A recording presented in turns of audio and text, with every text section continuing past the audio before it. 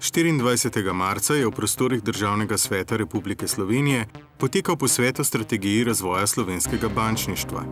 Uvodoma so svoje referate predstavili minister za finance Republike Slovenije dr. Uroš Čufer, guverner Banke Slovenije dr. Boštjan Jazbec, profesor poslovne šole Bled IEDC profesor dr. Jim Allard, direktor Združenja bank Slovenije dr. France Arhar in predsednik uprave SID banke magister Sibyl Svilan. V razpravi, ki je sledila, je predstavnik civilne iniciative Izbrisani mali delničarji Nove KBM in sekcije Nove KBM pri Vseslovenskem združenju malih delničarjev, zaslužni profesor dr. Peter Glavič, izpostavil nedavno razlastitev preko 100.000 imetnikov delnic in podrejenih obveznic slovenskih bank, njene posledice ter možne alternative reševanja pereče problematike.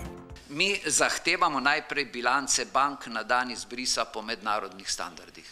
Teh doslej nismo dobili. Zahtevamo spremembo odločbe Banke Slovenije, pa če treba tudi spremembo zakona. Zahtevamo vrnitev delnic, ne izplačilo, nič ne zahtevajo, samo vrnitev našega deleža v banki. V skladu z avgustovsko odločbo Evropske komisije, da je vsak, kadar želite uporabiti davkoplačevalski denar za dokapitalizacijo bank, morate najprej postriči podrejene obveznice. Če gledamo te zahteve Evropske komisije, potem je treba reči, da država naj bi na zahtevo Evropske komisije morala razlastiti imetnike delnic in podrejenih obveznic, pa je to nobeni državi razen pri nas niso naredili. Sam nisem imel druge možnosti, kot da to speljemo, kajti v nasprotnem primeru bi imeli stečaj vseh bank in stečaj vseh bank, treh bank, ki so bile v postopku dodeljevanja državne pomoči, bi imel veliko večje posledice. Jaz smatram, da sta te dve banki v trenutku, ko ni bilo več dovolj kapitala, postali nesolventni, sta dejansko propadli. Na tistem trenutku, ko sta banki propadli, so vsi delničarji, ki so nosili tveganje tega preko kapitala, izgubili svoje delnice. Podobno velja tudi zadev, ki se tiče podrejenih obveznic, te so bile delno seveda tudi pri kapitalu zraven.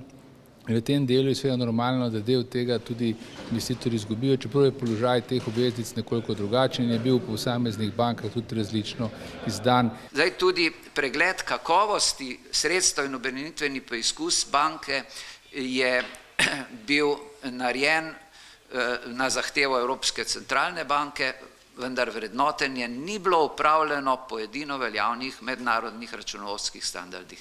In seveda zdaj, ko gledamo po mednarodnih računovodskih standardih, je bila za lani izguba 67 milijonov, ko pa neke, ne vem kakšne merila vzamemo, je pa naenkrat 648, 10-kratnik.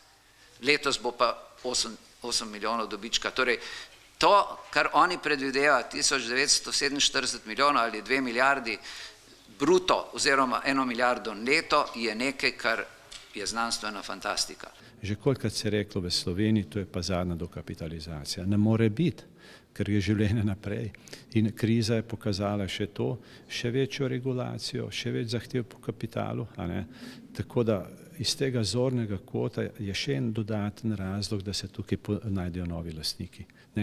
Tudi če za simbolično ceno, prostite, danes je težko, ampak jutri bo že boljše.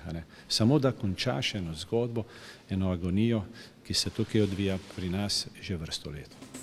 Minuli teden sta namreč dr. Glavič in predsednik VZMD magister Kristjan Verbič s pismom predsedniku Evropske komisije Joseju Manuelu Barrosu slednjega opozorila na neenakopravno obravnavo Slovenije ter ogrožanje njene finančne, gospodarske in družbene stabilnosti ob škandalozni razlastitvi imetnikov delnic in obveznic slovenskih bank. S tem je Republika Slovenija na zahtevo in ob sodelovanju Evropske komisije izropala največje slovenske banke in okradla njihove lastnike. Celo države, ki so prejele finančno pomoč, kot so Grčija, Portugalska, Irska in Španija, niso izbrisale delnic in podrejenih obveznic bank. Konec tedna bo magister Verbič v Evropskem parlamentu pismo predsedniku Evropske komisije tudi neposredno predstavil na mednarodni konferenci, ki jo pripravlja Evropska federacija uporabnikov finančnih storitev Eurofinius, katere aktivni član je tudi VZMD.